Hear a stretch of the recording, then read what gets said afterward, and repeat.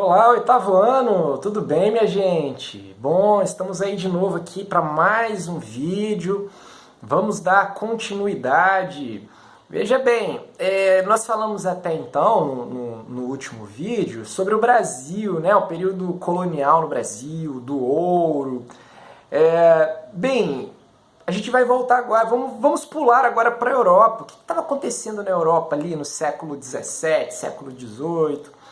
E a gente vai falar muito, especialmente a respeito do século XVIII. Cara, tem um monte de acontecimento importante aí que ao longo do ano a gente vai tratar sobre isso, né? O século XVIII é bem cheio.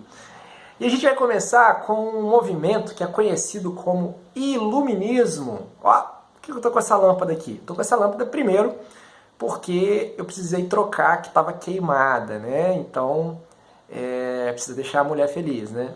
Bem, e aí, aproveitando aqui, tem tudo a ver com o tema da nossa aula. Olha o nome, Iluminismo, vem de iluminar, pessoal. Mas iluminar o quê? Uns filósofos, principalmente na França, tá? Eles começaram a trazer novas ideias. E eles diziam que essas ideias, elas estavam trazendo luz às trevas, à ignorância. Mas o que seriam essas trevas e ignorância? Esses filósofos, eles entendiam que o momento em que eles viviam, que iam desde a Idade Média até a época em que eles estavam, era conhecido como Antigo Regime. E esse Antigo Regime era um período sombrio, de trevas, de acordo com eles. Trevas no sentido de ignorância, de fanatismo religioso, superstição. Então, as explicações eram dadas baseadas na tradição, ou em Deus. Então tudo que acontece, os fenômenos naturais, é porque Deus assim quis. E eles entendiam que a humanidade ela tinha que ser guiada, o conhecimento ele tinha que ser advindo da razão, tá? Do pensamento racional, e não da tradição ou das explicações religiosas ou mitológicas. Então, os filósofos iluministas, eles vinham com essa proposta. Então, eles diziam que eles estavam trazendo luz a esse período de trevas. Daí esse nome, tá bom? Você já deve ter visto em vários filmes, de repente, desenho animado, né? Desenho animado, quando mostra assim, poxa, alguém teve uma ideia, aí aparece uma lâmpadazinha na cabeça, não é? A gente vê na própria Bíblia, né? Quando Jesus identifica a mensagem dele como luz, que ele era a luz do mundo, né? Então ele estava trazendo um conhecimento verdadeiro ao mundo. Então a luz está sempre associada a conhecimento, tá certo, gente? Por isso que esse movimento recebeu esse nome. E aí, o que na verdade eles combatiam? Quais eram as críticas que esses filósofos faziam? Em primeiro lugar, eles eram contra o absolutismo do rei. Era muito comum na Europa. A maioria dos países, dos estados, tinham reis absolutistas. A palavra deles tinha que ser cumprida, era lei, era o que o rei dizia, todo mundo tinha que acatar. E os filósofos iluministas, eles eram contra isso. Eles falavam que não tem que ser assim, não.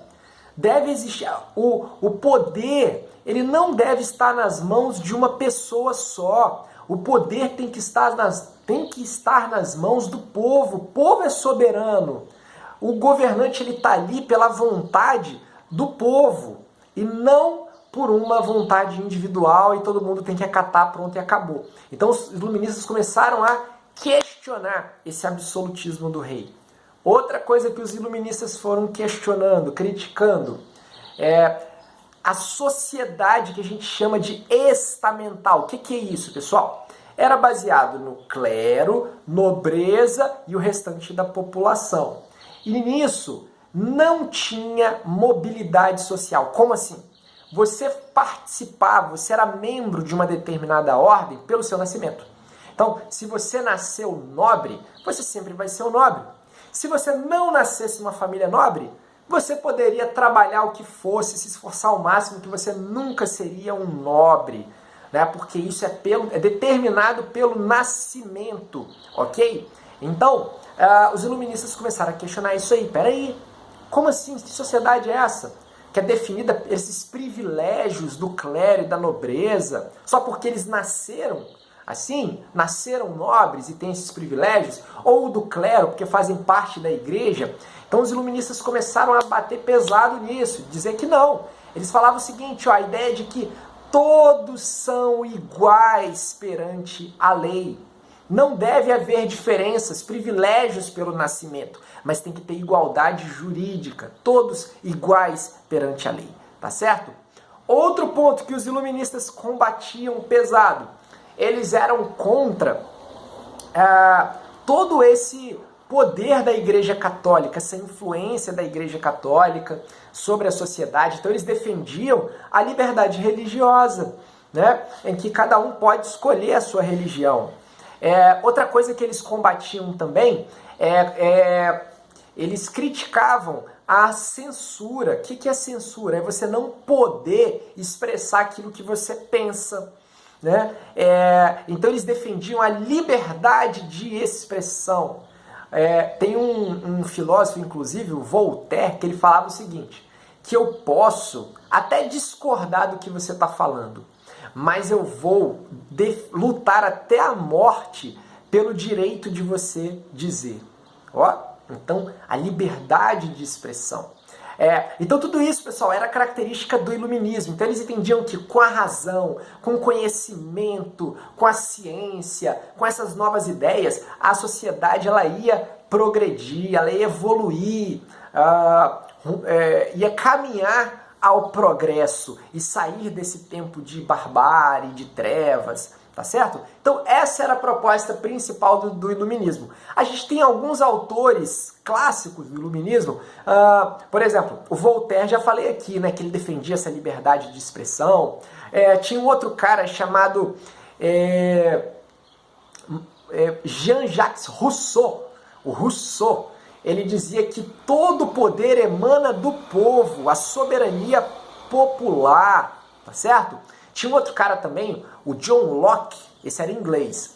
Aí ele dizia que se o governante, se o rei, não atender às expectativas do povo, o povo tem o direito de se revoltar contra o rei. Cara, isso era totalmente novo, diferente da época, que quem criticasse ao rei, falasse mal do rei, estava questionando o próprio Deus que colocou o rei na posição dele, poderia ser preso, né? E esses caras estão dizendo que não.